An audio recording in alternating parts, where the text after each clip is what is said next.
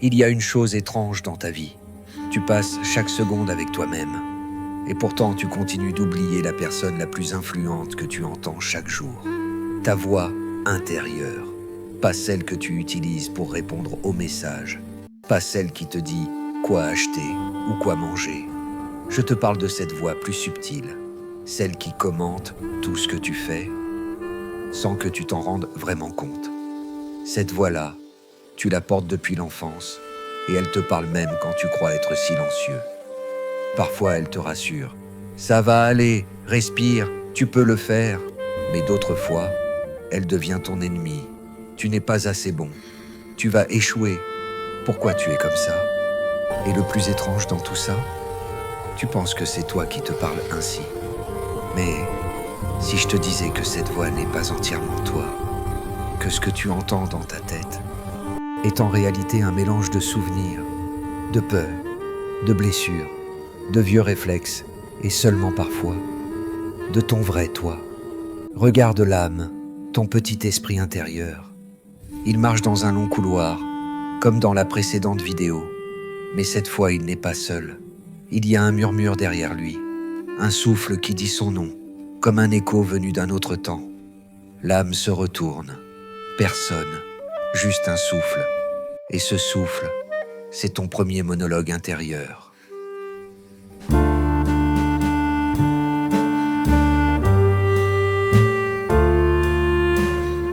D'où vient ta voix intérieure?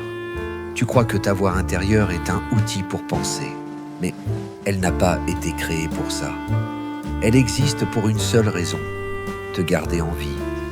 Ton cerveau n'est pas un philosophe. Ce n'est pas un sage, ni un observateur neutre. C'est un gardien de survie. Et ce gardien a développé un système pour anticiper les dangers. Une voix intérieure qui te parle avant que tu ne comprennes ce qui se passe. Tu traverses la rue. Tu vois une voiture.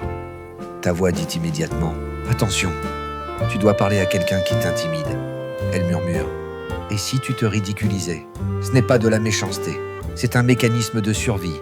Mais le problème, c'est que ton cerveau ne fait pas la différence entre un lion et un regard désapprobateur, entre un danger physique et une possibilité d'être jugé.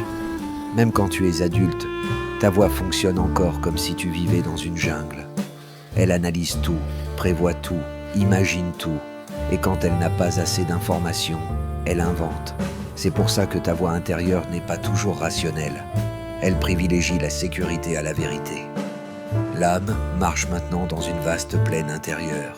Autour de lui, des ombres apparaissent brièvement, comme des silhouettes qui s'éloignent puis disparaissent. Des fragments de phrases traversent l'air. « N'y va pas, tu vas te faire mal, tu n'es pas prêt. » L'âme regarde autour de lui, perdu. Il croit que ses voix le décrivent, mais en vérité, elles décrivent des dangers imaginés. Ce n'est pas toi qui te parles ainsi, c'est ton système de protection. Et voici la première grande révélation de cette vidéo. Ta voix intérieure n'a pas pour but de te dire la vérité. Elle a pour but de te garder en sécurité, même si pour ça elle doit exagérer, déformer ou te faire douter de toi-même. Pourquoi ta voix devient ton ennemi? Si ta voix intérieure veut te protéger, alors pourquoi est-elle parfois si violente? Pourquoi dit-elle des phrases qui te brisent? Pourquoi t'insulte-t-elle? Pourquoi t'empêche-t-elle d'aller vers ce que tu veux vraiment? Voici la réponse. Parce qu'elle parle la langue de tes anciennes blessures. Chaque critique intérieure est une trace, une cicatrice, un mot entendu trop tôt, une phrase répétée trop souvent, un silence trop long. Un enfant ne sait pas nommer la douleur, alors il l'enregistre en phrase. Tu as peut-être entendu un jour « Tu es trop sensible, tu n'es pas assez fort, tu devrais être plus comme lui, tu déranges, tu compliques tout. » Et maintenant, ton monologue intérieur répète ces mots, sans même que tu t'en rendes compte. Pas pour te détruire, mais parce que c'est la seule langue émotionnelle qu'il a apprise. Regarde l'âme, il entre dans une pièce sombre, et les murs se mettent à chuchoter. Il répète des phrases qu'il n'a jamais choisies. Des phrases qui ne sont même pas les siennes. L'âme se couvre la tête. Il pense que ses voix parlent de lui, mais elles parlent du passé. La vérité, c'est que Ta voix intérieure n'est pas ton opinion. C'est la voix de quelqu'un que tu as essayé de comprendre quand tu étais trop jeune pour te défendre. C'est pour ça qu'elle te semble parfois hostile, parce qu'elle ne parle pas de toi aujourd'hui. Elle parle de toi, hier. Et alors tu finis par croire que cette voix est la tienne, et qu'elle dit la vérité, alors qu'elle ne dit que ta peur. Quand ta voix devient ton amie, tu ne t'en rends peut-être pas compte, mais ta voix intérieure n'a pas qu'un seul visage. Elle n'est pas toujours critique, dure, blessante. Parfois, elle murmure quelque chose d'autre, quelque chose de plus doux, de plus calme, presque invisible. Une phrase qui arrive comme un souffle. Respire, tu peux essayer encore, ça va aller. Ce n'est pas une illusion, c'est une autre partie de toi. Une partie plus mature, plus stable, plus ancrée. On oublie que le monologue intérieur a évolué avec nous.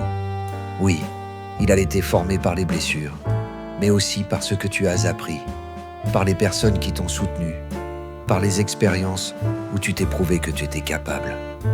Cette voix-là n'est pas violente, elle ne crie pas, elle n'a pas besoin de te faire peur pour te protéger. C'est la voix de ta sagesse, la voix de ton expérience, la voix qui sait que tu peux traverser ce qui t'effraie. Regarde l'âme, il marche maintenant dans une clairière intérieure, baignée de lumière dorée. Il entend un murmure derrière lui.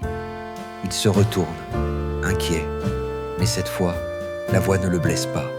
Elle dit doucement, « Regarde autour de toi, tu n'es pas en danger maintenant. » L'âme s'arrête, il respire, il sent pour la première fois que la voix peut être une alliée.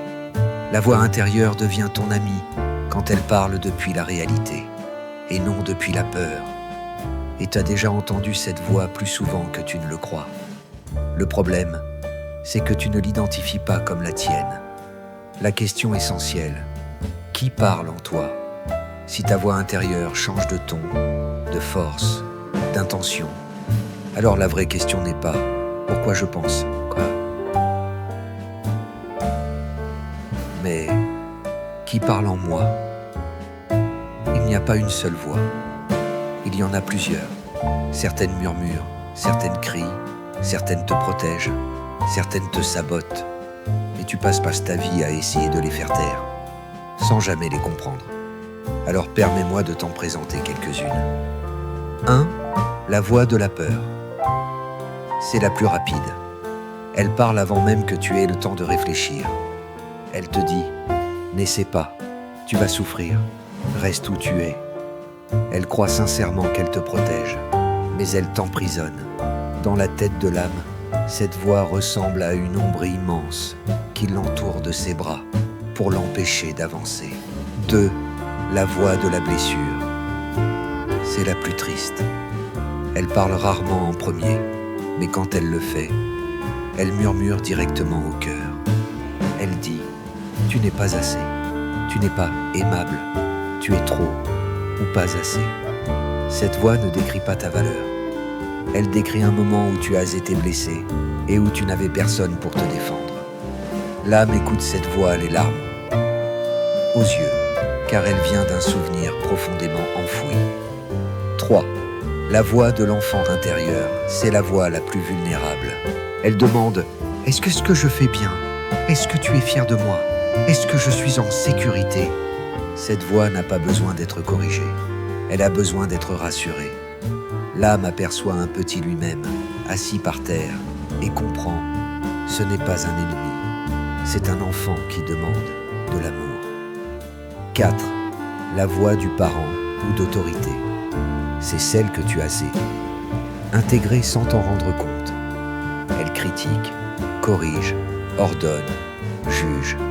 Ce n'est pas toi, c'est un écho. 5. La voix de la sagesse.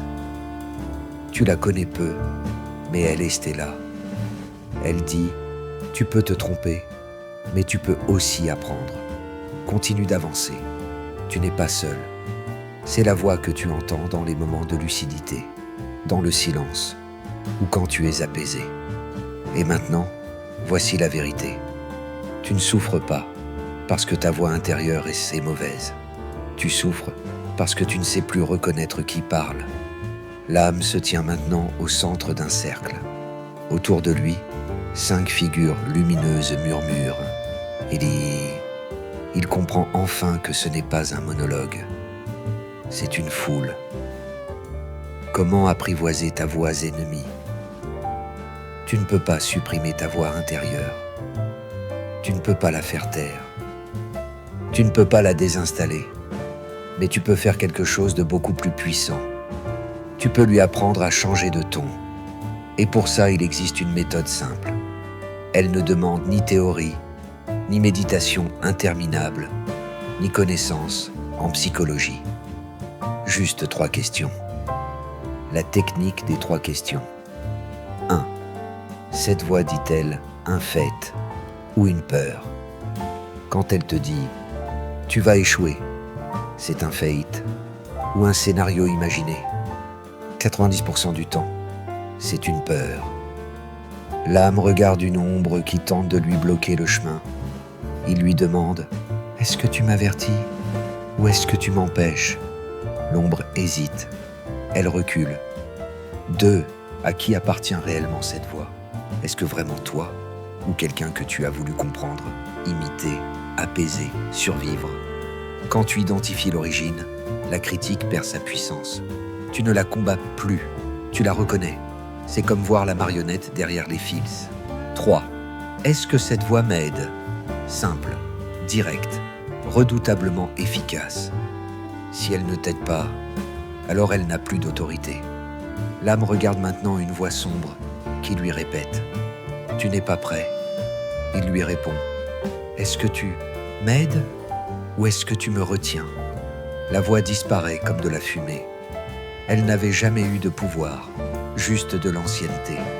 Et c'est ainsi que la voix ennemie cesse d'être un tyran et devient une simple information parmi d'autres. Quand tu utilises ces 3 questions régulièrement, tu découvres quelque chose de surprenant. La voix intérieure n'a jamais été ton ennemi. Elle a juste besoin que tu la rééduques. Transformer ta voix critique en allié. Tu as peut-être passé des années à croire que ta voix intérieure te détestait, qu'elle voulait te faire souffrir, t'humilier, t'empêcher d'avancer. Mais voici la révélation la plus importante de cette vidéo. Une voix intérieure ne se combat pas, elle se transforme. Toute critique, même la plus violente, peut changer de ton si tu modifies la manière dont tu lui réponds.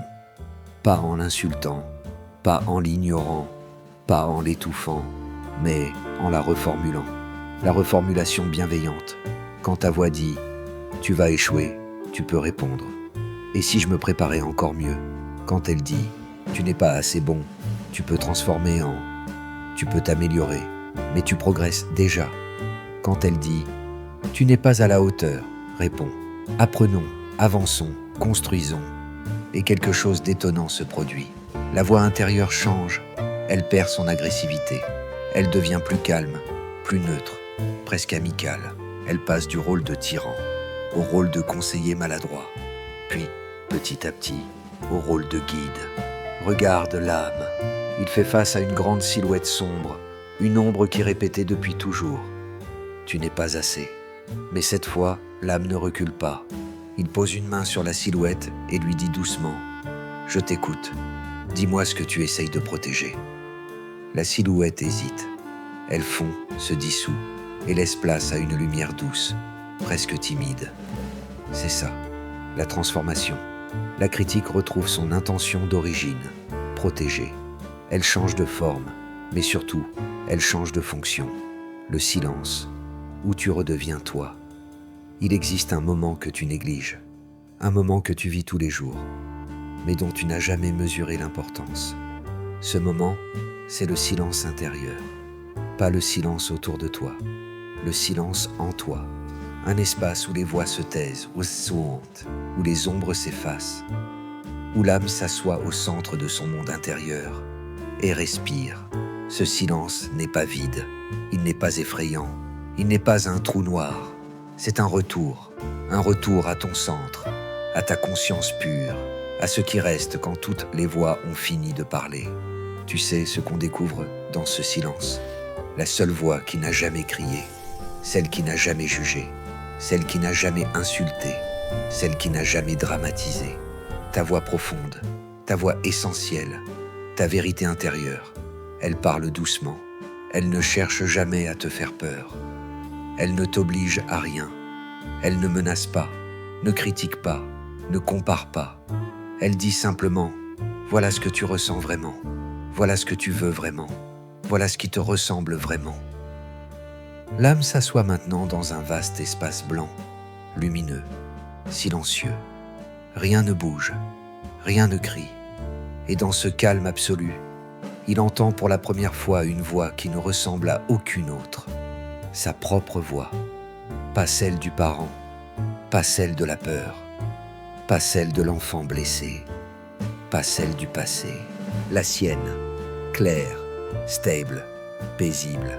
La voix que tu choisis crée ta vie. Voici la dernière vérité de cette vidéo. Peut-être la plus simple et pourtant la plus difficile à accepter. Tu ne peux pas choisir les voix qui apparaissent en toi, mais tu peux choisir celle que tu écoutes. Et ce choix change tout. Si tu écoutes la voix de la peur, ta vie se réduit. Si tu écoutes la voix de la blessure, tu restes prisonnier du passé. Si tu écoutes la voix de la comparaison, tu te perds dans les attentes des autres. Mais si tu apprends à reconnaître la voix de ta sagesse, cette voix calme, stable, chaleureuse, alors la vie s'ouvre. Tu n'avances plus pour éviter un danger, mais pour construire ce qui te ressemble. Tu ne cherches plus à prouver, mais à comprendre. Tu ne te bats plus contre toi-même. Tu marches avec toi-même. L'âme se lève dans son espace intérieur. Derrière lui, les voix anciennes chuchotent encore, mais elles ne dirigent plus, elles ne commandent plus. Elles existent, mais elles ne gouvernent pas. Devant lui, une lumière douce s'élève, comme un chemin. Et pour la première fois, il avance non pas pour échapper à quelque chose, mais pour aller vers lui-même. Et toi, qui veux-tu écouter aujourd'hui? Ta voix intérieure est un monde, un ensemble de mémoires, de peurs, de rêves, de fragments de toi. Elle peut te détruire, elle peut te sauver, mais elle ne décide pas seule. C'est toi qui choisis. Alors, laisse-moi te poser la question qui peut changer ta vie. Aujourd'hui, quelle voix as-tu le plus entendue? La voix de la peur, la voix de la blessure, la voix de l'enfant, la voix du passé, ou enfin, la tienne?